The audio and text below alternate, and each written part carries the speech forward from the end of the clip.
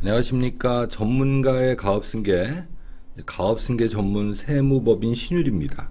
오늘은 가업승계를 위한 자본정책 이 세 번째 시간이고, 자기 주식을 활용한 승계 전략입니다.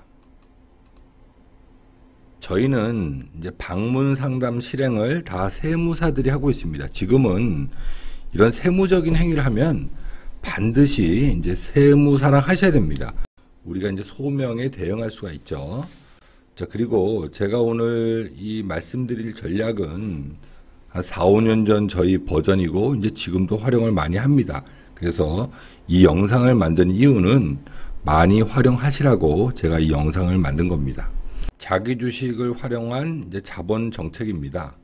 자, 이 회사는 아주 좋은 회사고 되게 오래된 회사입니다. 그래서 우리 회사 같은 경우는 대표님이 99.9% 그리고 아드님이 한 0.1% 이렇게 주식을 갖고 있었고, 아마 이게 누군가 와서 차등 배당을 해야 되기 때문에 이렇게 대표님이 주식을 이렇게 증여했다고 하셨습니다.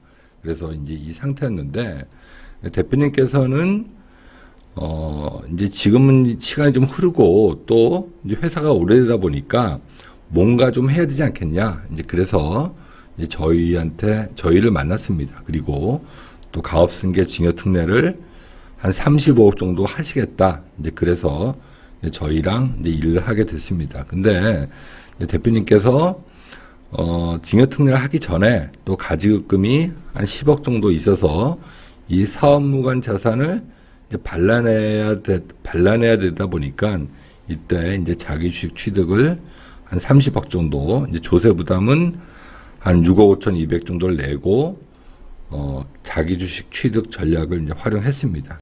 자, 그 다음에 가업승계 증여특례를 활용했습니다. 5억까지는 세금 없고 그 위에 30억까지. 그래서 저희가 회사를 가보면 사업무관 자산이 하나도 없는 회사는 없습니다. 그래서 이 회사도 30억 정도 이렇게 빼냈지만, 자, 그 이후에도 그 35억 중에 30억은 업무무관 자산. 그래서 조세 부담은 한 2억 5천 정도. 그리고 이 세금은 당연히 아드님이 내셔야 되겠죠. 이거는 6년 동안 연부연납으로 내시는 거고, 또 두 번째, 이 연부연납을 내게 되면 이 부분에 대해서는 당연히 담보가 들어가야 됩니다. 이 담보는 뭐 대표님이 하셔도 되고 법인에서 해도 됩니다. 이 회사는 당연히 법인에서 담보 설정이 들어갔죠. 그리고 또 업무무관 자산, 이 업무무관 자산 비율이 한 4억 6천 정도. 그래서 이 부분 세금이 사전 증여 부분 포함해서 한 8천만 원 정도 이렇게 조세 부담이 있었습니다. 자, 그런 상태에서 다시 우리 회사의 주주 명부를 재편해 보면, 다시 구성해 보면 대표님이 46%, 그리고 또 아드님이 29%, 그리고 우리 법인이 24%. 이거는 뭐 당연히 자기 주식을 갖고 있는 우리 법인의 그 지분이겠죠. 자, 이때 여기서 끝나는 건 아닙니다. 이렇게 해놓고, 사실 대표님께서는 내가 한 50% 정도는 자녀한테 주고, 그래도 내가 최대 주주가 돼야 되지 않겠냐, 이렇게 말씀하셔서 저희가 이렇게 지분을 짰죠. 자, 그 다음에 여기서 끝나는 건 아니고, 다시 우리가 이 자기 주식을 관계회사한테 팔죠. 지금 저희가 대표님을 만나보면 다 법인 한두 개씩은 또 따로 있습니다. 그리고 또 이 회사도 관계회사가 있었고, 자녀가 100% 주주인 이런 주주인 법인으로 만들어서 2차로 자본 정책을 활용합니다. 다시 이 자기 주식을 희석할 목적으로 액면 균등 증자를 합니다. 한 2억 정도. 여기서 뭐 아시는 분들은 아시겠지만, 자기 주식은 의결권과 증자에 참여할 권한이 없습니다. 자, 이렇게 되면 대표님이 52%, 또 자녀분이 32%, 그리고 법인은 14%로 지분이 줄어듭니다. 자, 이렇게 되면 당연히 주식 가치는 40만 3천 원에서 27만 8천 원 정도로 이 주식 가치가 희석됩니다. 자, 여기서 다시 이 주식을 이 법인이 갖고 있는 이 주식을 이제 관계회사, 자녀 법인에 양도합니다. 자, 이때 법인에서는 원래 취득가가 이제 40만 3천 원이었죠. 이제 그렇지만 주식 가치가 희석된 상태에서 이 30억을 자기 주식을 했는데 이 주식을 다시 관계회사에 팔다 보니 주식 가치가 희석돼서 이제 양도가가 이제 20억 정도 되는 거죠. 이때 이제 그 9억 2,900 정도의 이제 양도 차손이 발생됩니다. 이건 당연히 이제 법인세 입금 산입되죠. 이러다 보니까 이제 법인세도 이제 절세가 되는 겁니다.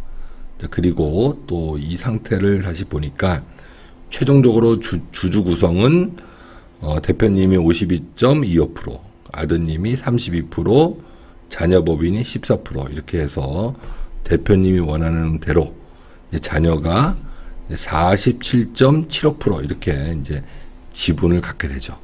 자, 이 상태에서 또 다시 끝나는 건 아닙니다. 자, 이 상태에서 다시 우리가 또 이제 전략을 또 짜야 됩니다. 자, 이 상태에서 다시 차등 배당을 실시하죠. 특정 법인의 증여이익 관련해서 증여세가 안 나오는 법인만큼, 다시 말씀드리지만 이 법인은 차등 배당이 가능합니다. 특정 법인의 증여이익만큼은 차등 배당이 가능합니다. 그래서 1년에 2억 정도, 여기에 있는 1년에 2억 정도 이제 이렇게 차등 배당을 해도 세금은 안 나오겠죠. 예. 법인세만 나오고 이제 끝나는 겁니다. 그래서 이 자기 주식 취득으로 인해서 주식 가치에 이제 결손이 생기므로 이제 최종적으로는 이제 주식 가치가 23만 원 이렇게 이제 감소가 됩니다. 자, 그리고 다시 우리가 주식이 재편된 이후에 모 회사의 사업 부분 일부를 자회사 아들 법인에 이제 분할하고 합병합니다. 그리고 또 자회사의 기업 가치를 상승시키죠. 그리고 또 모 회사는 일부 사업 부분을 분할하고 꾸준히 이제 차등 배당을 통해 자회사의 기업 가치를 상승시키죠. 자, 여기서 우리 그 대표님과 아드님이 배당을 안 받는 이유는 사실 이제 자녀 법인에 몰아주기 위해서 하는 경우도 있지만 또 이 두 분들은 이제 소득이 많다 보니까 배당을 받아도 실질적으로 내는 세금이 많은 거죠. 그래서 자기들은 안 받고 이 자녀 법인에다 이제 배당을 몰아주는 겁니다. 자, 이렇게 한 다음에 주식 가치가 이제 점점 이제 조정이 되겠죠. 그런 시점에서 아버지의 주식을 정리한다는 거는 뭐 여러 가지 방법이 있죠. 뭐 팔 수도 있고 소각할 수도 있고 이렇게 다 끝난 상태에서 이제 합병으로 이제 최종적으로 이제 마무리하는 겁니다. 자, 우리가 자기 주식 취득 후 저가 증자 플랜을 짤 때 이제 몇 가지를 뭐 주의해서 이제 활용을 해야 되겠습니다. 예. 자기 주식 취득 후 저가 증자를 통해 주식수를 이제 증가시키고 또 그 다음에 이 주식수를 증가시킴으로써 주식 가치를 희석하고, 예, 그리고 또 이 자기 주식이나 이런 행위 같은 것들은 반드시 이제 법에 맞게, 이 절차에 맞게 이걸 해야 됩니다. 그래서 우리가 이제 허점이 없게끔 이런 전략을 활용함으로써 그 가업 승계에 이제 활용하는 겁니다. 그래서 이제 철저한 계획을 통해서 이 방법이 이루어져야 되는 겁니다. 자, 오늘은 이제 여기까지 하겠습니다. 이제 구독과 좋아요, 알림 설정 해주시면 영상을 만드는 저한테는 큰 힘이 됩니다. 감사합니다.